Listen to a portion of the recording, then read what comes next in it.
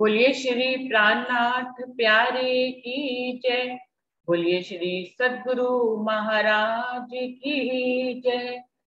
सुंदर साथ जी, 2 दिन पहले यही विषय चल रहा था। मुझे लगा था कि पूरा नहीं हुआ, इसलिए इसको दोबारा रख दिया है, क्योंकि बहुत से सुंदर साथ बड़ौदा के भंडारे पे गए हुए थे, वो अब शामिल हो गए हैं। तो फिर इस प्रसंग को एक बार और देख लेते हैं। तो सुंदर साथ जी, प्रसंग ये है कि प्राणनाथ जी को जानने के लिए हमें किन किन सीढ़ियों से गुजरना पड़ेगा। तो सुंदर साथ जी, इसमें ये बात आई थी एक कि प्राणनाथ जी को जानने के लिए कृष्ण को जानना जरूरी है। तो इसी बात पे ये वाला टॉपिक यही मीटिंग में ही बन गया था। किसी ने भेजा नहीं था अलग से, लेकिन इसको इस तरह से बनाया गया कि क्यों प्राणनाथ जी को जानने के लिए क्या कृष्ण को जानना जरूरी है। क्या डायरेक्ट प्राणनाथ जी को नहीं जान सकते, या प्राणनाथ जी को जानने के लिए हमें हर सीढ़ी से ही गुजरना पड़ेगा। ऐसी कौन सी सीढ़ियां हैं जिन से गुजर कर ही हम प्राणनाथ जी को जान सकते हैं। तो इसी के विषय में हमें आज बोलना है। कुछ सुंदर साथ तो कल कुछ दिन बोल चुके थे, लेकिन कुछ सुंदर साथ ने अभी इसके बारे में कुछ नहीं बोला है।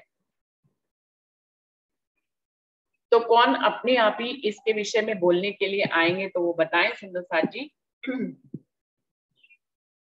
अमिता जी, आप आएंगी? प्रणाम जी, सभी सुंदर साथ जी को प्रेम प्रणाम जी। प्रणाम जी।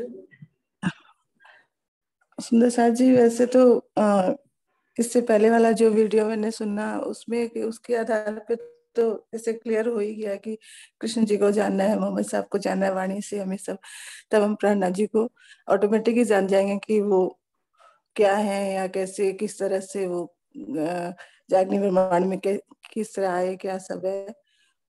पर अगर जीवन के आधार पे बोलूं तो मैं, सुंदर साथ जी, मुझे लगता है कि इस काल माया के ब्रह्मांड में प्राणनाथ जी को जानने के लिए, उनको समझने के लिए, मैं मेरे खुद का अनुभव खाली कह रही हूँ सुंदर साथ जी, कि मैं जैसे शुरू से सब चीजें थोड़ी बहुत तो अवगत थी इन चीजों से, मतलब ऐसे। पर जैसे बाकी जो दुनिया के लोग जैसे कर रहे थे, बस वैसा ही चल रहा था कि हाँ, किसी ने घर वालों ने कहा तो ये कर लिया, वो कर लिया, बस। और इससे ज्यादा कुछ नहीं पता था। इवन ये भी पता नहीं था कि प्राणनाथ जी की जयकारा तो बोलते थे, पर प्राणनाथ जी के अंदर क्या है नहीं है कुछ नहीं पहचानती। तो मैं जैसे यहाँ काल माँ के ब्रह्मांड में जब वृंदावन, यहाँ की जब वृंदावन मथुरा गई, तो वहां जब फर्स्ट टाइम गई तो एक की आवाज आई कि मुझे यहाँ कम से कम एक बार तो, मुझे साल में एक बार मेरा यहाँ पे दर्शन आपका हो। किस चीज का हो ये पता नहीं, बस। हालांकि बिहारी जी के मंदिर में गए, प्रणामी मंदिर है अपना, और सब जगह दर्शन किए, पर एक अट्रैक्शन आया अंदर। और राजी महाराज ने, अब जैसे हमें समझ में आ गई, तो उन्होंने कहीं ना कहीं इस बात को मतलब जाना समझा, और मुझे मौका मिला कंटिन्यू 7 साल जाने का। तो जब भी जाती थी तो एक खिंचाव होता था। फिर मैंने अपने भाभी से शेयर किया, तो भाभी ने कहा कि अमिता जी, अगर आपका वृंदावन में इतना खिंचाव हो रहा है, तो आप अगर पन्ना धाम जाओगे तो फिर आप तो मतलब कुछ समझ ही नहीं पाओगे क्या हुआ क्या ऐसे, मतलब ऐसे करके। तब भी मैं कुछ नहीं समझी। तो जब पद्मावतीपुर धाम में जब गई सुंदर साथ जी, असल असल जागनी कहो या फिर असल जो चीज मुझे मिली ना, वो चीज तो अब समझ में आई कि क्या है। तो मैं तो यही कहूंगी कि ऐसे तो अपने बीच में ऐसे कोई सुंदर साथ नहीं है कि जो इन स्थानों पे ना गए हों।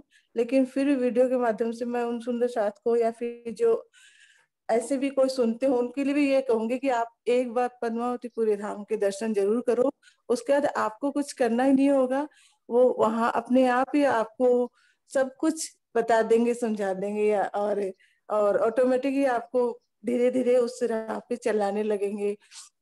चाहे आप कितने भी फंसे हो दुनियादारी में, या मैं तो ये कहूंगी कि अगर मैं तो अपने आप को अभी तक अंकुरी पूरी तरह से नहीं मानती सुंदर साथ जी, क्योंकि नहीं हो पा रहा है कुछ भी वैसा मेरे से। लेकिन फिर भी अगर आप नहीं होना, तब भी आपको समझ में आ जाएगा कि हाँ, जो कुछ है यहाँ ही है। तो मैं तो अपना अनुभव ही कह पा रही हूँ सुंदर साथ जी। तो सभी सुंदर साथ जी जो नहीं जा पाए अभी तक, जैसे मैं भी बहुत जीवन के काफी लंबे टाइम के बाद मेरा हुआ, राजी महाराज का हुक्म हुआ तो मेरा जाना हुआ। तो ये चीज तो जल्द से जल्द सुंदर साथ अपने जीवन में उतारे और एक बार जरूर पद्मावतीपुरी धाम के दर्शन करें। बाकी सारा कार्य प्राणनाथ जी का है। उन्होंने उसके बाद ही मुझे अपनी पहचान दी। ये जितनी बहुत ज्यादा पहचान मुझे नहीं समझ आई अभी तक जिसको मैं एक्सप्लेन कर सकूं सुंदर साथ जी, लेकिन जितनी भी मुझे पहचान उन्होंने दी, जितनी भी समझ दी, ऐसा लगता है कि पूरा खजाना ही मिल गया हो। प्रणाम जी। प्रणाम जी। तो अमिता जी ने अपना जो अनुभव बताया है, इसमें ये और क्लियर करें अमिता जी कि क्या पन्ना जाने के लिए मतलब प्राणनाथ जी को जानने के लिए आपको लगा कि कृष्ण को जानना जरूरी था कि नहीं लगा? सुंदर सर जी, दीदी अब तक तो मैंने इस बात पे इतना ध्यान ही नहीं दिया। जैसे इतना ही जानते थे कृष्ण बस है, वो कौन है, उनमें कितनी शक्तियां आई थी, किस किस तरह किन शक्तियों ने काम किया था, ये सब कुछ तो कभी जाना ही नहीं। अब जैसे प्राण पद्मावतीपुर धाम जाने के बाद उनकी मेहर से उनको जानने की कोशिश की, तो फिर वो धीरे धीरे सारे वो बात खुलती गई कि प्रज्ञा जी कौन थे, कृष्ण जी कौन थे, और उनमें कब कब किस तरह क्या शक्तियां आई, थोड़ा थोड़ा जैसे समझ में आने लग गया। तो मैं तो इसको उसके बाद की ही मेहर सबसे बड़ी मानती हूँ। वरना बचपन से जैसे थे तो कभी कुछ जानने की कोशिश नहीं की, अंदर आया ही नहीं कभी भाव। और आसपास के माहौल में भी सिर्फ इतना बताया गया था कि हाँ पाठ करो, मैं सागर के पाठ 108 पाठ कर लो सब मिलके, आज ये है आज वो है, बस ये कर लो। एक चौपाई समझ में नहीं आती थी, लेकिन अब उन चौपाई में रस आने लग गया है। और जैसा कि मैं जब गई थी तो मेरे हमारे कजन है मासा जी, वो थोड़ा वाणी में इनमें काफी इंटरेस्ट रखते हैं, वो करते रहते हैं अपनी अपनी तरफ से। तो उन्होंने ये कहा था कि अमिता तुम जा तो रही हो लेकिन ना आ, वापस तुम्हें संसार में आना है। उन्होंने ये बात कही थी, मेरी बात समझ में नहीं आई कि ये क्यों कह रहे हैं ऐसा, लेकिन कुछ तो है वहां पे, कुछ क्या सब कुछ ही है। तो ये बात मैंने अनुभव की वहां जाके, और उससे मुझे बहुत सब कुछ ही मिला है। राम मुझे जी। अमिता जी के अनुभव से जो समझ में आ रहा है वो ये कि अमिता जी ये कहना चाह रही हैं कि जब उन्होंने प्राणनाथ जी को जाना, तब उन्होंने कृष्ण को जाना। उन्होंने पहले प्राणनाथ जी को जाना, चाहे वो वृंदावन हाँ या जी। हाँ कहीं जी। जहां पे भी गई हो, लेकिन उनका दिल का अट्रैक्शन जब वो पन्ना जी गई तो वहां उनको लगा कि वो संपूर्ण हुई। और तब उन्होंने, पहले भी जब मथुरा वृंदावन गई थी तो वो कृष्ण को जानती नहीं थी, बस यूं ही सबके कहा सुनी के अनुसार गई थी। और पन्ना जी भी वो सबकी कहा सुनी के अनुसार गई थी, लेकिन वहां उनको अनुभव हुआ कि उनको सब कुछ प्राप्त हुआ। और फिर उसके बाद जब वो सब वहां से संपर्क उनका सदा, फिर उन्होंने कृष्ण को पूरी तरह से जान लिया। क्योंकि उनको जानने सब के बाद फिर उनके सभी दिनों की लीला उनको समझ में आने लग गई, और फिर वो जानने लग गई। तो उनके शब्दों में मुझे स्पष्ट रूप से ये समझ में आता है कि प्राणनाथ जी को जब जान लिया तो कृष्ण को भी जान लिया, बिल्कुल पूरी तरह से। तो अमिता जी शायद हाँ आप जी यही जी। कहना चाह रही हैं, मुझे तो यही समझ में आ हाँ रहा जी। था आपके हाँ शब्दों जी। से। हाँ जी जी, बिल्कुल सही आपने कहा।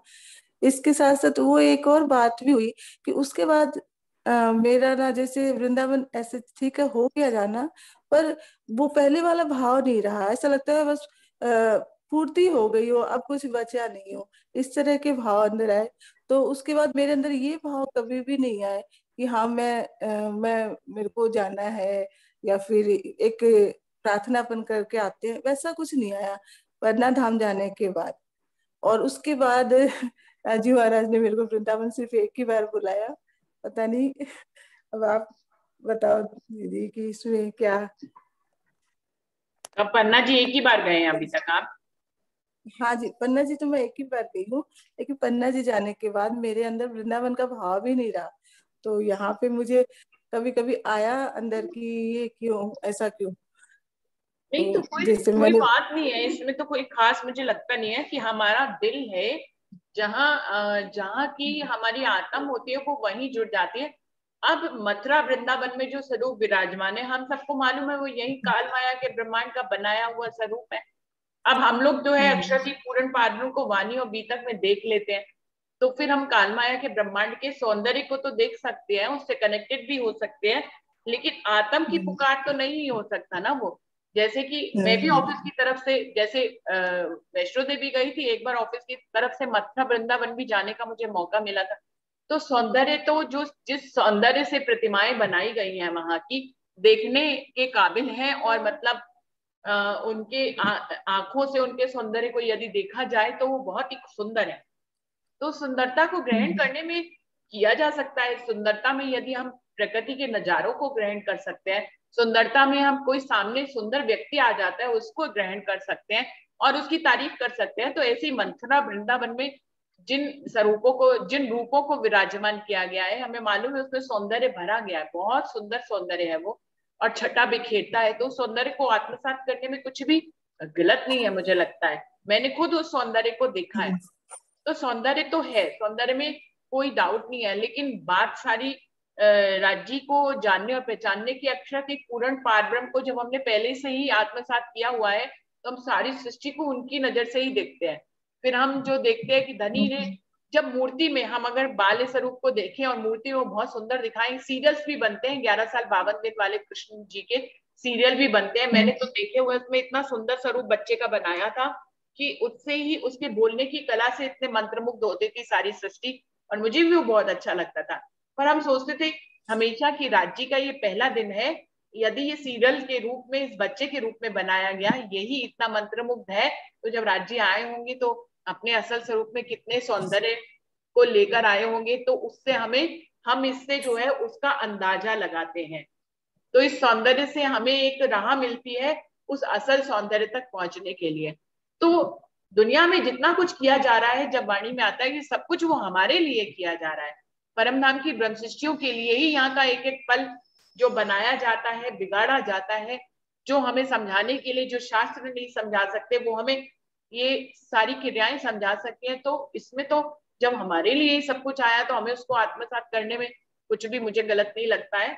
और हम उसके सौंदर्य को देख सकते हैं और आंखों में उतार सकते हैं, मुझे तो लगता है। और फिर उससे हम धनी के सौंदर्य का अंदाजा लगा सकते हैं, हमें एक राह मिलती है। तो हम और सौंदर्य में अपने जब आंख बंद करते हैं, जब वो प्रतिमूर्ति हमारे आगे से हट जाती है, तो हम धनी के सौंदर्य में डूबते हैं। तो हम सोचते हैं कि धनी कितने सौंदर्यवान होंगे जब दुनिया में इतना सौंदर्य है। तो इस ढंग से ही मैं तो बात को कहना चाहूंगी कि कोई भी कहीं जाता है और अगर उस सौंदर्य को दिखता है तो इसमें मुझे कुछ गलत नहीं लगता है। बाकी सुंदर साथ और बताएंगे, किसी को कुछ अपने दिल में कोई और भाव आ रहा हो तो वो अमिता जी के इस प्रश्न का उत्तर देना चाहे तो जरूर दें। हाँ दीदी, मेरे मतलब अब ना वो पहले वाला वो खिंचाव वहां के लिए नहीं फील होता है। हाँ। अब वो खिंचाव सिर्फ पद्मावतीपुरी धाम के लिए, पन्ना के लिए होता है। तो थोड़ा खुद को ऐसा लगता है कि ये संसारी बुद्धि से तो जैसे नहीं हो रहा कि ये क्या है। ऐसा नहीं होना चाहिए, क्योंकि हमें ये समझ में आ गया कि ब्रज में भी हमारे राजी महाराज जी आए थे। तो फिर अब ये इतना जानने के बाद इस तरह का खिंचाव अगर नहीं हो रहा है तो लगता है कि कहीं मेरी कुछ मिस्टेक तो नहीं हो रही। कोई मिस्टेक नहीं, मिस्टेक कैसे कहेंगे आपका, मैं कह रही हूँ स्वप्न की बुद्धि से भी हो रहा हो अगर, तो स्वप्न की बुद्धि भी तो तौलमोल करती है। वो अच्छे हम एक आम ही लेने जाते हैं तो हम आम को ही तौलते मोलते हैं कि भैया ये सेब ही लेने जाएं, आम ही लेने जाएं, कौन सा सेब अच्छा है, ये वाला थोड़ा सा खराब है, इसको नहीं लेंगे। तो स्वप्न की बुद्धि भी विवेचना करती है। ये मैं एक उदाहरण दे रही हूँ।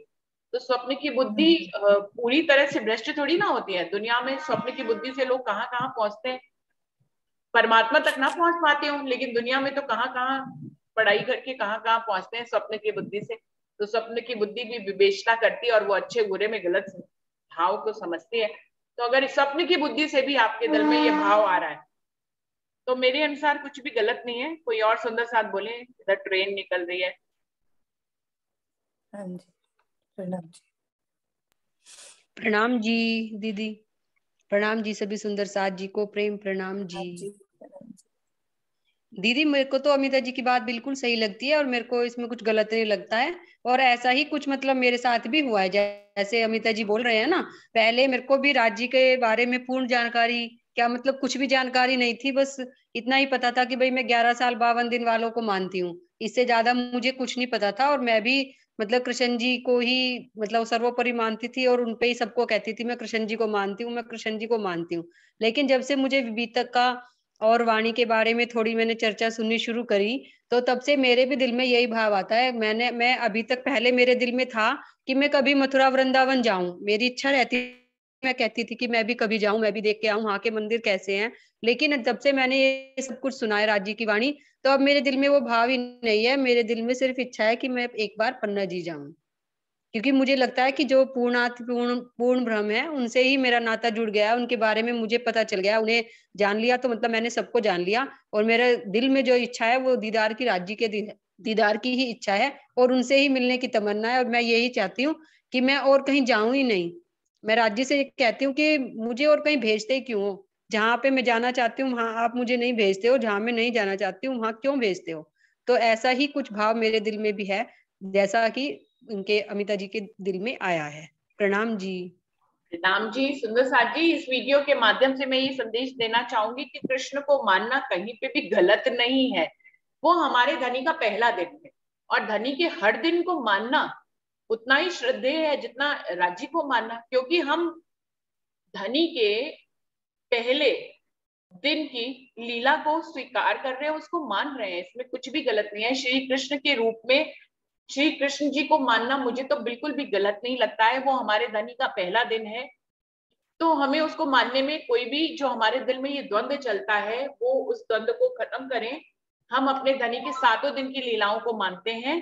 पहले दिन में श्री कृष्ण जी की लीला जो 11 साल 52 दिन की है, दूसरे दिन में रास की लीला जो एक रात्रि की है, तीसरे दिन में मोहम्मद साहब की लीला, चौथे दिन में धनी देवचंद जी की लीला, पांचवें दिन में शिवजी साहिब जी इंद्रावती जी की लीला, छठे दिन में मोमिनों की परमहंसों की लीला, और 7वें दिन में योगमाया के ब्रह्मांड की लीला।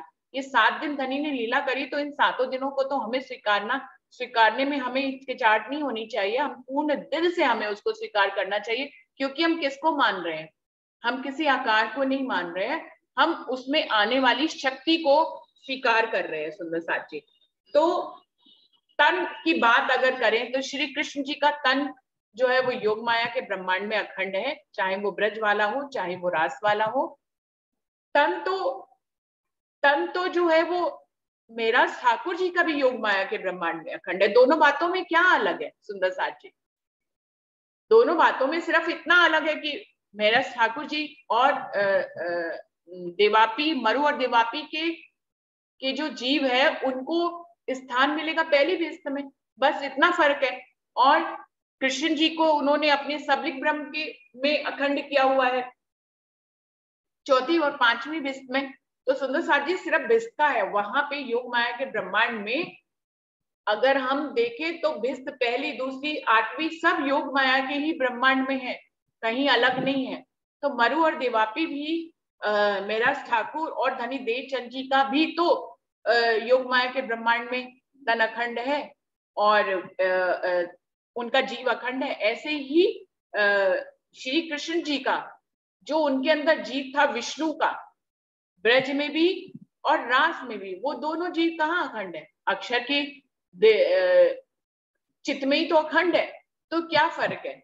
कुछ भी फर्क नहीं है। जैसे ही महाराज ठाकुर को देखें जितनी श्रद्धा से, उतनी श्रद्धा से श्री कृष्ण जी के रूपों को भी देखना ही चाहिए, क्योंकि वो हमारे धनी का 5वां स्वरूप है, वो हमारे धनी का पहला स्वरूप है। और अगर शक्तियों में मतभेद हम करते हैं तो हमें जगाने के लिए धनी ने शक्तियों का बताया कि जब जितनी शक्ति की जरूरत थी, तो सुंदर साथ यहाँ तक भेद करते हैं, वो बड़े इसलिए हो गए क्योंकि उनमें 5 शक्ति थी, वो छोटे इसलिए हो गए क्योंकि उनमें 2 शक्ति थी। तो सुंदर साथ जी ये जरूर मैं कहूंगी कि ये स्वप्निक बुद्धि है जो शक्तियों में भेद करता है। धनी की एक अंश भी किसी में आए वो पूर्ण के समान होता है। हम अपनी धनी की किसी में एक कण भी धनी का आ गया, वो पूर्णातिपूर्ण है, वो पूर्ण है अपने आप में, उसको कम ज्यादा करने का कोई मतलब नहीं है। धनी को ज्ञान के माध्यम से उन्होंने आपको जगाने के लिए उस समय 2 शक्तियों की जरूरत थी, 2 भेज दी उन्होंने, जब 5 की जरूरत थी तो 5 भेज दी। इसमें कोई किसी को विशेष और किसी को कम, अपने 5वें दिन में इंद्रावती को अपने जैसा स्वरूप उन्होंने कहा, तो योग माया वाले स्वरूप को भी उन्होंने राज्य ही कहा, पहले स्वरूप को भी उन्होंने राज्य कहा, 5वें स्वरूप को भी राज्य कहा, चौथे स्वरूप को भी राज्य कहा, तीसरे स्वरूप को भी राज्य कहा, उनको भी मोहम्मद कहा। कहाँ भेद है? ये भेद हमने, राज्य ने जो हमें इलम से कहा उसको हमने आत्मसात जो है भेद के रूप में कर लिया कि 2 शक्तियां, 5 शक्तियां, अड़का लीला, ये वो कुछ भी, ज्ञान के रूप में इसको आत्मसात करना बिल्कुल सही है, लेकिन भेद नहीं करना चाहिए। भेद में कम ज्यादा अगर हम करते हैं, श्रद्धा में हम कम ज्यादा करते हैं, तो ये गलत है, ये स्वप्न की बुद्धि का है। धनी का हर दिन हमारे लिए उतना ही महत्वपूर्ण है, जितना पहला दिन है उतना ही 7वां दिन, उतना ही छठा, उतना ही 5वां। ब्रह्म लीला तो सब में ही हुई है। ब्रह्म लीला तो अगर 5वें दिन में ब्रह्म लीला कहें तो पहले दिन 11 साल 52 दिन में क्या हुई है, उसमें भी ब्रह्म लीला ही हुई है। सखियां थी। सिर्फ ब्रह्म लीला अगर ये कहेंगे कि तीसरे वाले स्वरूप में जो मोहम्मद साहब का था, उस समय ब्रह्म सृष्टियां नहीं थी, तो सिर्फ ब्रह्म ने संदेश लिखाने के लिए, हमें गवाहियां देने के लिए वो स्वरूप बनाया था, तो वो ब्रह्म का स्वरूप था। तो वहां पे ब्रह्म लीला ये जन नहीं कहेंगे, वो संदेश वाहक इसलिए उस स्वरूप को कहा गया। बाकी तो सभी ब्रह्म लीलाएं तो हैं। आज छठे दिन में अगर इंद्रावती का स्वरूप नहीं है तो क्या कहेंगे कि ब्रह्म लीला नहीं हो रही है? छठे दिन में ब्रह्ममुनि और छत्रसाल जी और इंद्रावती आत्मिक स्वरूप से सबके अंदर विराजमान है, तो आज भी ब्रह्म लीला ही हो रही है। जबकि कोई स्वरूप ऐसा नहीं है। छठा दिन मोमिनों का कह दिया गया, तो मोमिनों में तो सभी मोमिन आ जाते हैं, कोई एक स्वरूप तो खड़ा होकर सामने नहीं आएगा ना, तो फिर क्या कहेंगे, क्या इसमें ब्रह्म लीला नहीं है? तो इसमें भी ब्रह्म लीला है। तो सुंदर साथ जी, मुझे नहीं लगता कि कृष्ण में और उनमें किसी भी तरह का भेद है। यदि हम परमधाम की नजर से देखेंगे तो हर दिन राज्य का ही दिन है और हर स्वरूप राज्य का ही स्वरूप है। तो इस हिसाब से कोई भेद बनता नहीं है। तो जिनके दिलों में कोई भी इस बात को लेकर कोई भी संशय है, अभी के अभी दूर कर लीजिए यहीं पे, और किसी के दिल में कोई भाव आ रहा है तो जरूर से पूछें। कोई सुंदर साथ कुछ कहना चाह रहे हैं? हाँ जी, प्रणाम जी। प्रणाम जी। प्रणाम जी। तो जितना मतलब बाकी जो वेद शास्त्र पुराण सब में जो कहा गया कलयुग में अवतार होगा, कलंकी अवतार कलयुग में होगा, बुद्ध निष्कलंक अवतार कलयुग में ही होंगे, तो इस और उसमें फर्क कैसे नहीं होगा बताओ? मैं तो नहीं समझी। एक और दूसरी बात मैं ये भी पूछना चाहती हूँ, जब इंद्रावती जी ने कही है या किसने कही है, मैं भी इतना नहीं समझ पा रही, पोते प्रगट पधारिया छे आड़ा दो ब्रज ने रास, वो खुद कह रही है आड़ा क्यों दे रहे हो ब्रज और रास की, ये भी तो बात आती है वाणी में। इसका भी बताइए, इसका भी मेरे को थोड़ा सा समझा दीजिए, फिर ऐसा एक क्यों कहा तरफ अगर ये कहा गया है तो दूसरी तरफ ये भी तो किया कहा गया कि चारों का यामे भोग। अर्णा जी, आपने ये वाली चौपाई भी तो पढ़ी होगी ना? कौन सी चौपाई है? कोई सुना? चारों का यामे भोग। हाँ बिल्कुल, चारों का यामे भोग भी पढ़ा, बिल्कुल और पढ़ा है। हाँ, पगला हमें अगर चाल चलनी चाहिए तो हमेशा ब्रज और रास की चाल चलने के लिए वाणी में बार बार कहा गया है।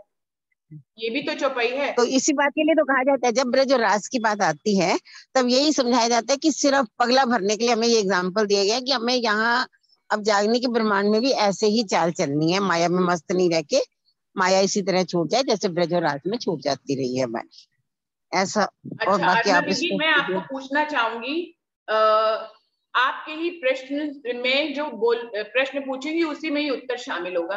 पहला दिन जो है धनी का, जो उसको आप क्या मानते हैं? वो धनी का दिन नहीं है?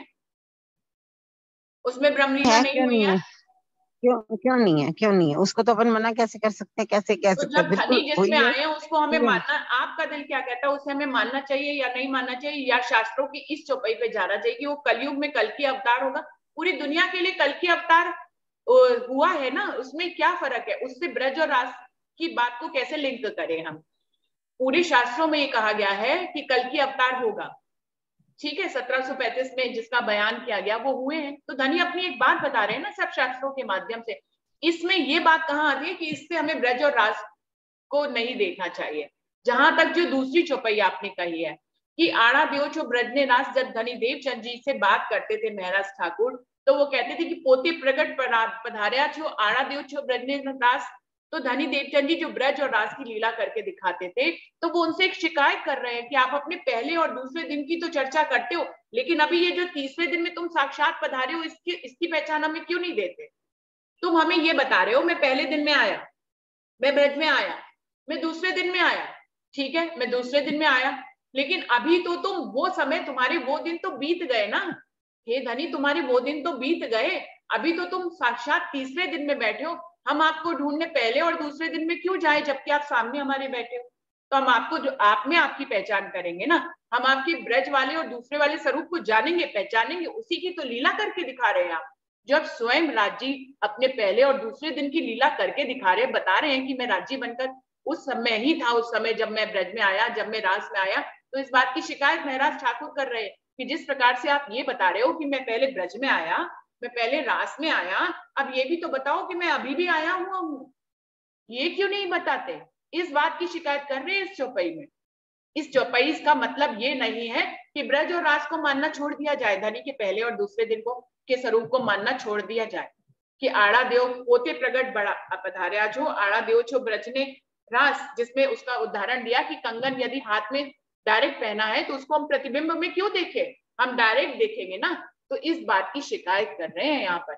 इसका मतलब ये बिल्कुल भी अर्थ नहीं है इस चौपाई का मतलब कि यहाँ पर महराज ठाकुर ये कह रहे हैं कि हे धनी, तुम अगर आज तीसरे दिन में अपनी पहचान हमें करा दो तो हम तुम्हारे पहले और दूसरे दिन को मानना बंद कर देंगे। ये कहीं पे भी अर्थ में नहीं आ रहा है। अब अरुणा आप बताएं कि पहले दिन में धनी की बिल्कुल सही कह रहे हो, लेकिन एक बात और है, अब आज जागने के ब्रह्मांड में अपन अपनी पीढ़ी को, अपन बच्चों को क्या पहले किसी से मिलाएंगे क्या? मैं ये भी जानना चाहती हूँ। हाँ, ये तो प्रश्न आपने पिछली वीडियो में भी किया था कि मैं तो प्राणनाथ जी को पहले जानी, फिर बाद में ही कृष्ण को जानी। तो आपने प्राणनाथ जी को जाना ना, फिर उनके जब आपको उनसे प्यार हुआ तो आपने उनके पूर्ण स्वरूप को जाना, यानी उनके पहले दिन को भी जाना, दूसरे दिन को भी जाना, तीसरे, चौथे, पांचवें, छठे, सातवें दिन तक के जाना। तो मुझे क्या लगता है इसमें क्या ही गलत है कि यदि प्राणनाथ जी को समझाते हुए हम अपनी अगली पीढ़ी को प्राणनाथ जी को समझाएं तो उनके पहले दिन के बारे में आलोक कर लें। हम उनके पहले और दूसरे दिन के बारे में उनको बताएं ना, बल्कि तीसरे दिन तक हम सब कुछ छुपा लें उनसे। ये हम न्याय करेंगे उनके साथ? मुझे तो बिल्कुल भी नहीं लगता। मुझे लगता है प्राणनाथ जी को समझाने के लिए उनके सभी दिन की लीला को हमें समझाना चाहिए। और क्यों ना समझाएं, जब मेरा धनी वहां आया है तो मैं अपनी धनी की लीला को क्यों छुपाऊं? मुझे तो कोई औचित्य नहीं समझ में आता कि मैं छुपाऊं ही क्यों। ऐसा क्या है जो हम उसको उससे ना उसको छुपा ले? क्यों हम छुपाना चाहते हैं? पहले हम अपने दिलों से ये पूछें कि हम अपनी अगली पीढ़ी को प्राणनाथ जी की पहचान अगर कराएंगे तो हम उनको प्राणनाथ जी के रूप में ही कराएंगे, लेकिन उनके पहले और दूसरे दिन को छुपा के कराएंगे तो हमने प्राणनाथ जी की पूरी पहचान ही नहीं कराई उनको। हम तो सिर्फ पांचवें दिन की लीला पे फोकस कर रहे हैं, पांचवा दिन उनको समझा रहे हैं। तो क्यों हम अपने ही धनी की पहली दो लीला को उनसे छुपाएं? मैं आपसे प्रश्न करती हूँ कि हम क्यों छुपाएं? आपने प्रश्न किया तो क्या हम उन्हें कृष्ण को बताएं? मैं पूछती हूँ कि पहले और दूसरे दिन अपने धनी के इन दो दिनों को हम अपनी अगली पीढ़ी से क्यों छुपाएं? नहीं, छुपाने जैसी तो कोई बात ही नहीं है, बात ही नहीं, छुपाने वाली बात तो कहाँ से आएगी? फिर क्या? नहीं, छुपाने वाली तो कोई बात ही नहीं है। क्यों छुपाने हैं बताओ? छुपाने वाली तो कोई बात है ही नहीं ना। छुपाना तो क्या क्या आपको लगता है कि प्राणनाथ जी की पहचान के लिए हम कृष्ण की पहचान क्यों ना कराएं? क्यों ऐसा लगता है? नहीं, वो तो वाणी से सारा कुछ, वाणी से जब अपन जोड़ेंगे तो वाणी में तो सब बातें आ जाती हैं, वाणी से सब समझ में आ जाती है। हाँ, मुझे ये भी बात यही है। लगता है। हम जब क्योंकि शुरुआत सबसे पहले करेंगे अपन तो रात से करेंगे। क्योंकि बात सुनो रुचि जी, क्योंकि अपन जब मंदिरों में जाते हैं ना, जैसे नया कोई बच्चा जा रहा है, नए कोई बात जाते हैं, अभी मेरे छोटे बच्चे जैसे जाके पूछ लेते हैं भाई अपन वाणी को ही तो मानते हैं, तो अगर कहेंगे कृष्ण जी को तो वो कहते हैं कृष्ण जी क्यों नहीं पधराए हुए? तो ये सारी बातें आ जाती है मेरे हिसाब से। मैंने तो जिस बच्चे को समझाया तो मुझे ऐसे ही लगा, मेरे आगे आगे क्वेश्चन करते हैं आजकल के बच्चे तो छोटे छोटे से ना। कोई बात है, हमें हर प्रश्न का उत्तर आना समझ में तो आ रहा है दीदी, हमें हर प्रश्न का उत्तर आना चाहिए। अगर वो पूछते हैं कि अगर कृष्ण को भी मानते हैं तो उनकी मूर्ति क्यों नहीं है, तो हमें इसका उत्तर आना चाहिए। अभी परसों ही तो इस बात को भी टॉपिक को रखा गया कि मंदिरों का नाम कृष्ण प्रणामी मंदिर कैसे चलन हो गया। तो हमारे पास अपने बच्चों को उत्तर देने के लिए पूर्ण जानकारी होनी चाहिए, और किसी भी जानकारी में अगर कोई भी बात ऐसी कमी आती है तो सुंदर साथ जी हमें टॉपिक भेजें कि बच्चों को समझाने में हम उनको कहाँ अटकाव आता है। मैं इस टॉपिक को भी रखना चाहूंगी कि कहाँ हम फेल होते हैं अपने बच्चों की बात पर, तो हमें उनको समझाना आना चाहिए। जैसे हम समझे हम वैसे ही उनको भी समझा दें। हमें क्यों लगता है कि हम तो समझ गए कृष्ण और प्राणनाथ जी और हर दिन की लीला को, हम तो समझ गए। हमारी जनरेशन जिसके पास स्वप्न की बुद्धि हमसे भी ज्यादा है, हमसे ज्यादा इंटेलिजेंट है, उनको समझ में नहीं आएगी। क्यों नहीं आएगी? क्योंकि हमें लगता है वो वाणी नहीं पढ़ते, इसलिए पढ़ लेंगे, समझ लेंगे। क्योंकि हम तो बड़े होके समझे ना, अब वो छोटे छोटे क्वेश्चन ज्यादा कर लेते हैं बच्चे। ये बात है अरुणा दीदी, जो बात हम बड़े होके अपनी पिछली हिस्ट्री देखिए, हम जो बातें बड़े होके जो हम 25 वर्ष की उम्र में समझे थे, बच्चे वो अब 5 साल की उम्र में समझ जाते हैं। वो हमसे भी तेज गति से समझेंगे, बल्कि हमें ये विश्वास रखना होगा वो हमसे ज्यादा तेज है। जो बात हम बुढ़ापे में समझे हैं वो कहिए 16 साल में समझ जाए। कृष्ण और प्राणनाथ जी की लीला जो है, जो चल रही है, धनी के 7 दिन की लीला को वो हमसे पहले समझेंगे। देखिएगा, वो हमसे पहले समझेंगे। जब दुनिया की बातें वो हमसे पहले कम उम्र में समझे। हमें पता ही नहीं था कंप्यूटर क्या है, हमें पता ही नहीं था फोन क्या है, फोन कैसे चलाना है, कैसे जूम मीटिंग। आज भी हम बच्चों से सीखते हैं, तो वो हमसे ज्यादा फास्ट है। और हमसे जो ज्यादा फास्ट है, हमें क्यों लगता है वो पहले और 5वें दिन की लीला को हमसे पहले समझ नहीं पाएंगे। जब तक वो हमारी उम्र में आएंगे तभी समझेंगे। ना ना ना, वो हमसे आधी से भी आधी उम्र में समझ जाएंगे। ब्रह्मांड की गति ही ऐसी चल रही है, अब तेज चल रही है। जो बात आपको 40 साल में समझ में आई, उनको वो 22 साल में ही समझ में आ जाएगी। इस बात का विश्वास करके हमें अपने जो कुछ हमने समझा है उनको वैसे ही प्रस्तुत करना चाहिए। बिल्कुल भी उसमें कुछ भी हमें ये सोचना नहीं चाहिए कि वो प्राणनाथ जी को, अगर वो कृष्ण को समझ गए तो वो प्राणनाथ जी को नहीं समझ पाएंगे, और अगर वो प्राणनाथ जी को समझ गए तो वो कृष्ण को नहीं समझ पाएंगे। यदि वो एक को भी समझ गए तो उसी को ही समझेंगे, अक्षरातीत पूर्ण पारब्रह्म को। क्योंकि दोनों में है कौन? वही तो है। कोई और, मैं तो बहुत बोल रही हूँ, कोई और सुंदर साथ भी बोले, कोई और सुंदर प्रणाम साथ। जी दीदी। प्रणाम जी। प्रणाम जी दीदी। अच्छा, आप नहीं, हरीश भाई आप बोलिए, फिर मैं बोल लूंगी। आप बोलिए, मैं बाद में। प्रणाम जी सुंदर साथ जी। मैं जैसे रुचि दीदी कह रही है ना कि आजकल के बच्चे जल्दी समझते हैं, तो इसमें वीडियो कोई भी ऑन तुरंत कीजिए, नहीं है। हम अपने बच्चों, हाँ जी, वीडियो ऑन कीजिए, वीडियो ऑन कीजिए। मतलब मैं ये कहना चाहती हूँ, जैसे हमारे बच्चे हैं वो जैसे मेरे दोनों बच्चे थे, पहले कृष्ण जी की तरफ आकर्षित थे, कृष्ण जी को मानते थे और आज भी मानते हैं। मैं भी पहले कृष्ण जी को ही मानती थी। धीरे धीरे जैसे मुझे पता चला, अब मेरी जो छोटे वाली गुड़िया दीक्षा, उसे आज भी पता है कि राजी आज किस रूप में बैठना है। वो कृष्ण की त्रेधा लीला भी समझती है, मोहम्मद साहब जी के कुरान में ये सारे जो उन्होंने निशानियां लिखी उन्हें भी समझती है, चौथे दिन को भी समझती है और 5वें दिन को और छठे दिन को भी समझती है। तो आजकल के बच्चे वाकई में तेज है कि वो हमारे से ज्यादा इस चीज को समझते हैं। और मेरी चाल भी यही रही है कि मैंने कृष्ण जी से ही प्रेम किया था, उसके बाद ही मुझे कुरान का पता चला और उसके बाद ही मुझे 5वें दिन का और छठे दिन का पता चला। जबकि मैं पहले कभी कहीं नहीं गई थी, पन्ना भी मैं बहुत बाद में गई हूँ, और ना ही मैं कभी वृंदावन गई ना कहीं गई।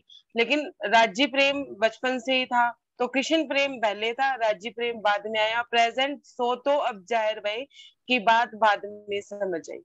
पहले कृष्ण जी समझ आए, फिर उसके बाद धनी देवचंद्र जी समझ आए, तो पता चला कि कुरान भी कुंवारी रही, वो भी तब पूरी हुई जब स्वामी प्राणनाथ जी का यहाँ पे अवतरण हुआ, उसके बाद ही सारी बात हुई।